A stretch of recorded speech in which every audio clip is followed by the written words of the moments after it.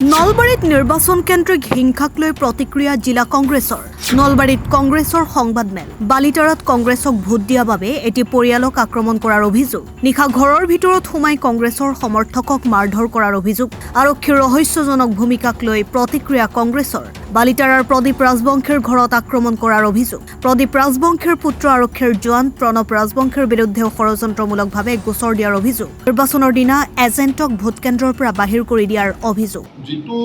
যাৰ নিৰ্দেশত যিগৰাকী ব্যক্তিয়ে আমাৰ ৫ নম্বৰ পঞ্চায়ততো কেইবা জেগাতো আমাৰ যি পুলিং এজেণ্ট তেওঁলোকক নিৰ্বাচনৰ যি আমাৰ দলীয় দায়িত্ব সেই দায়িত্ব কৰাৰ পৰা বাধা দিছিলে আমি বহু জেগাত কমপ্লেইন দিছিলোঁ কোনো ফল নাপালোঁ আৰু এই গম পালোঁ যে এই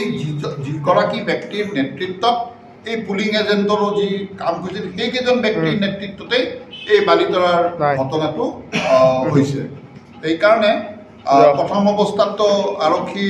যি ঘগ্ৰাপাৰ থানাৰ আৰক্ষীয়ে কেছ ৰুজু কৰাৰ পক্ষতেই নাছিলে কিন্তু হয়তো ওপৰৰ পৰা হেঁচা অহাৰ ফলত তেওঁলোকে এটা কেছ ৰেজিষ্টাৰ কৰিছে এতিয়া আমাৰ হয় যদি দুয়ো পক্ষতে যদি কেছ ৰেজিষ্টাৰ কৰিছে দুয়ো পক্ষকে সমানে শাস্তি দিয়াৰ ব্যৱস্থা কৰিব গণতান্ত্ৰিক দেশ এখনত গণতন্ত্ৰ ৰক্ষা কৰাটো যিকোনো এখন চৰকাৰ নতুবা প্ৰশাসনৰ দায়িত্ব আৰু সময়ে সময়ে আমি কংগ্ৰেছ দলে এটা কথা উত্থাপন কৰি আহিছিলোঁ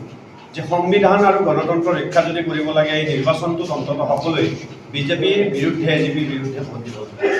তাৰে মই এতিয়া পৰিণতিৰ কথা ক'ব খুজিছোঁ নিৰ্বাচন হৈ গ'ল নলবাৰী জিলাত বিশেষভাৱে নলবাৰী সদৰ সমষ্টিত কেইটামান ঘটনা আৰু কথাই সময়ে সময়ে আমাক উদ্বিগ্ন কৰিছে আৰু প্ৰশাসনৰ প্ৰতিও আমাৰ আঙুলি টোৱাবলৈ আমাক বাধ্য কৰাইছে যেনেকৈ মই কেইদিনমান আগৰ কথালৈ গৈছোঁ নিৰ্বাচনৰ ঠিক প্ৰাকখনত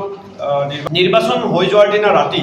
অৰ্থাৎ ৭ তাৰিখে ৰাতি প্ৰায় 10 বজাৰ ওচৰত নলবাৰী সদৰ সমষ্টিৰ বালিতাৰা গাঁৱত এটা বিশেষ পৰিয়ালৰ ঘৰত কেইজনমান প্ৰথমতে মই পোৱা খবৰ মতে গোটেই আমি FIR দিছোঁ আৰু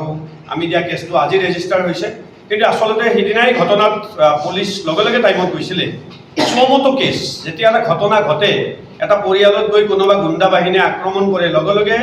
আমাৰ প্ৰশাসনে নিজাভাৱেই কেছ ৰেজিষ্টাৰ কৰিব লাগে FIR দিব লাগে বুলি কোনো কথা নাছিলে কিন্তু প্ৰশাসনে পুলিচ বিষয়াসকলে এই কাৰ্য নকৰি ঘটনাটো এনেকুৱা হ'ল ৰাতি 10 বজাত বালিতাৰা গাঁৱৰ এটা বিশেষ পৰিয়াল প্ৰদীপ ৰাজবংশীৰ ঘৰত তেখেতে কংগ্ৰেছ দলক মানে বহু বছৰ ধৰি সমৰ্থন কৰে তেখেতৰ পৰিয়ালৰ ঘৰত ৰাতি 10 বজাত গৈ দৰ্জা খুলি দিয়াৰ পিছত তহঁতে কিয় বিজেপিক ভোট নিদিলি বুলি তেখেতৰ প্ৰথম ল'ৰা এজনক আক্ৰমণ কৰে আৰু তেওঁ ল'ৰাজনক আক্ৰমণ কৰাৰ সময়ত ল'ৰাজনে একোৱেই মাতা নাই কিন্তু ল'ৰাজনৰ সন্মুখত তেওঁৰ মাতৃক যেতিয়া ইহঁতে কাপোৰ টানি লৈ মানে কমৰত বহুত বেয়াকৈ আঘাত কৰে চিঞৰ বাখৰ লাগি যায় তেতিয়া গাঁৱৰ মানুহ অহাত সেই বিশেষ ল'ৰা 4-5জন পলাই গুচি যায় ঠিক আধা ঘণ্টা পিছত প্ৰায় ভাবিব নোৱাৰা ধৰণে মটৰচাইকেল আৰু গাড়ী লৈ মানুহ আহে গুণ্ডা বাহিনী আহি সেই পৰিয়ালটোৰ ওপৰত উপৰ্য কৰি আক্ৰমণ কৰাত গাঁৱৰ মানুহ আহে আৰু তেওঁলোকে লাঠি চোকা অস্ত্ৰ ৰড ইটা এইবিলাক লৈ সেই ঠাইত যিমান গাঁৱৰ ওচৰৰ পাজৰৰ মানুহ আহে সকলোকে আক্ৰমণ কৰে news desk report Assam time ৰাইজৰ কণ্ঠ অসম টাইম ঘৰত আনন্দ আৰু সম্পৰ্কৰ চমক বজাই ৰাখিবলৈ জৰুৰী হৈছে সকলো আনন্দময় মুহূৰ্তত মৰমৰ উপহাৰ দিয়াটো